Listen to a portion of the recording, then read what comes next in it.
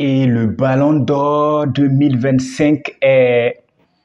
Non, on ne le connaît pas encore, mais il sera connu d'un instant à l'autre, dans quelques heures seulement. Le Ballon d'Or 2025 sera connu et on le sait tous, Dembélé, Lamine Yamal. Mais ce qu'on ne sait pas et ce qu'on ne dit pas beaucoup, c'est qu'il y a un troisième concurrent très sérieux qui pourrait surpasser même les deux. En tout cas, moi, je suis encore réticent parce que cette année, on dit le vainqueur n'a pas été informé.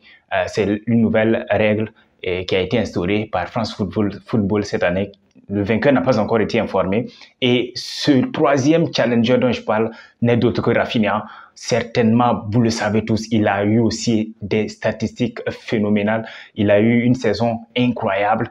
Mais avant, on va revenir un peu sur cette règle-là. Et le rédacteur en chef de France Football, Vincent Garcia, qui le disait hier, le vainqueur n'a pas encore été informé. Il disait être le seul à connaître le vainqueur du Ballon d'Or, le sacré Ballon d'Or 2025 qui sera annoncé ce lundi. Et il le disait, je reprends pour vous les critères. Je reprends les critères parce que je vais en parler dans cette vidéo. Performance individuelle, prestations décisives et impressionnantes. Les titres remportés, le fair play. Le troisième, c'est le fair play, le comportement sur et en dehors du terrain. OK. Il y a des pronostics, comme il le disait, mais on ne connaît pas encore le vainqueur, qui reste un secret pour la planète football tout entière. Pourquoi je parle de ces critères? Parce que je vais redire ce que j'avais dit l'année passée, quand Vinicius a manqué le Ballon d'Or au profit de Rodri de Manchester City. Ça reste des votes. Il y a ces trois critères, mais ça reste des votes. Et quand il y a vote, c'est toujours subjectif. On ne peut pas être objectif. Donc, faut pas après, s'il y a surprise ce soir, il ne faut pas venir nous dire, ouais, c'est lui qui méritait de remporter. Non, je le redis, que celui qui n'est pas d'accord, qui vient tranquillement causer. L'année passée, j'ai eu des supporters du Real Madrid qui m'ont pris inbox, voilà, avec qui j'ai causé, j'ai bien causé, mais on s'est compris. Voilà, le but n'était pas de convaincre quelqu'un ou pas, parce que ça reste des votes, chacun a son avis. Et là où moi je place peut-être Rafinha, d'autres vont placer Lamine Yamal, d'autres vont placer Ousmane Dembélé. Mais pour moi, ça reste des votes. Et d'ailleurs, sur les trois, la personne qui remporte, je ne serais pas étonné du tout. Moi, je trouve que ces trois méritent amplement de les remporter. Même si Dembélé et Rafinha, pour moi, restent devant, niveau, si on va voir, en tout cas, niveau statistique, niveau par rapport aux critères, aux trois critères, Dembélé devant, Rafinha aussi. Lamine Yamal vient un peu derrière, mais que l'un ou l'autre l'emporte, il n'y a pas scandale. Pour moi, il n'y a pas scandale. Je ne sais pas vous, mais pour moi, il n'y a pas scandale. Et donc, c'est des votes. Les journalistes espagnols, par exemple, ils vont mettre certainement Lamine Yamal. Les Français, ils vont mettre Dembélé. Les Brésiliens vont mettre Rafinha, probablement. Et voilà, en fait, les critères n'empêchent pas que c'est des votes quand même.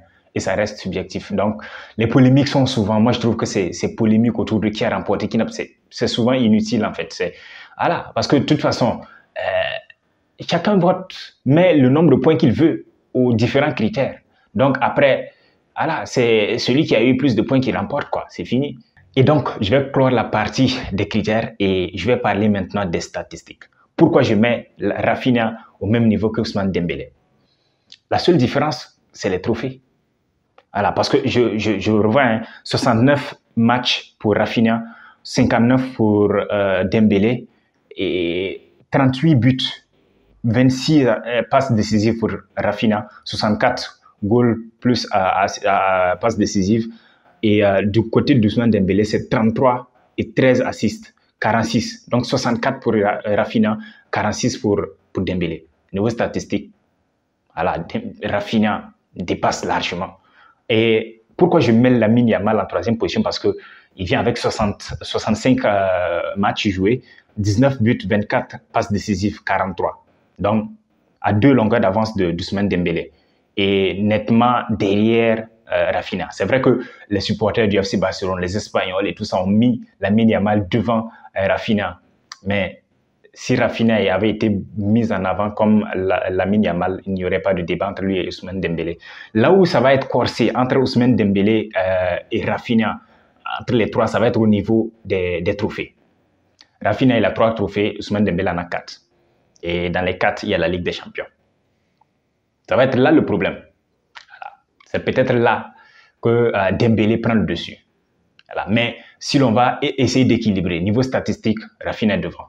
Niveau trophée, Dembélé devant. Donc, vous voyez que l'un ou l'autre l'emporte. Il n'y a pas de scandale. Lamine Yamal, c'est niveau statistique que c'est un peu difficile. Sinon, au niveau des chances créées, au niveau du caractère décisif, je pense qu'il est au même niveau que les trois. Parce que Lamine Yamal, il a été décisif sur la plupart des matchs en Ligue des Champions du FC Barcelone. Rafinha, niveau constance, il les dépasse tous. Parce que Rafinha, c'est constant l'année passée du début jusqu'à la fin de la saison.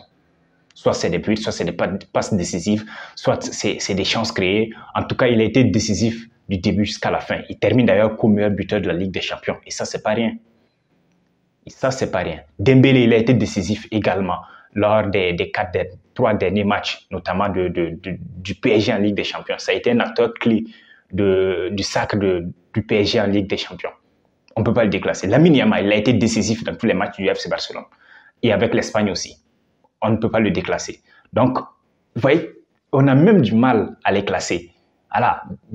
Donc, pour moi, que l'un ou l'autre l'emporte, il n'y a pas de scandale, quoi. Donc, voilà, j'espère qu'on va nous épargner. Parce que je fais cette vidéo parce que je vais faire un post, certainement, après le Ballon d'Or. Je ne sais pas qui va l'emporter, mais je vais faire un post. Et j'espère qu'on ne viendra pas en commentaire pour me sauter dessus. Ok, en tout cas, c'était tout pour cette vidéo. Bonne chance à celui qui va remporter le Ballon d'Or. Et j'oubliais même le PSG qui va jouer son match contre l'OM à la même heure que le Ballon d'Or, alors qu'ils ont 10 nominés. Bon, beaucoup en ont déjà parlé, je ne vais pas en rajouter des couches. On se retrouve en tout cas très certainement après la cérémonie du Ballon d'Or pour parler de tout ça. Salut.